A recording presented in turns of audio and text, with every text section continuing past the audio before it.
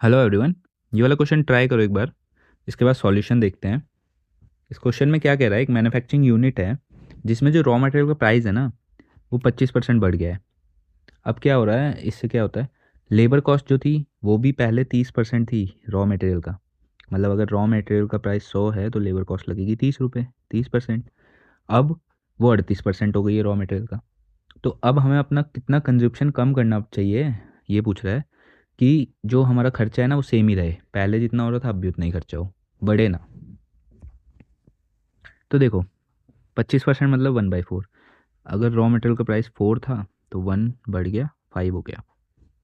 इस पे क्या था, पहले 30% लग रहा था लेबर कॉस्ट इसका।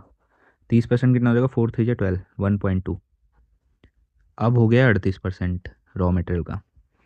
38% कितना हो जाएगा, 5 का, 5 8 40, और 5 3 15, यानी कि 1.9, 190 हो रहा है ना। तो ये हो गया 1.9।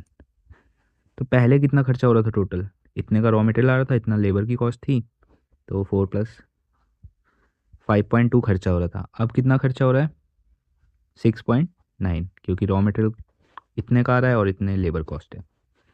अब यही खर्चा मुझे इतने पे लाना है, तो कितना कम करना पड़ेगा मुझे, 1.7 कम करना पड़ेगा 69 में से, 6.9 में से, इंटू 100 में कन्वर्ट कर देते हैं, परसेंट में कन्वर्ट हो जाएगा, मतलब सॉरी। तो पॉइंट से पॉइंट ये हो जाएगा 1700 डिवाइडेड बाय 69। अब ये 3 टाइम्स तो जा नहीं रहा, तो ये ऑप्शन का तो मतलब ही नहीं है। 2 टाइम्स, और 120 और 18, 138। कितना हो जाएगा ये, 230।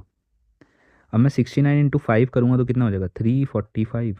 320 से ज़्यादा जा रहा है, 5 वाला भी नहीं होगा, ये तो हो ही नहीं सकता, यही बचता है।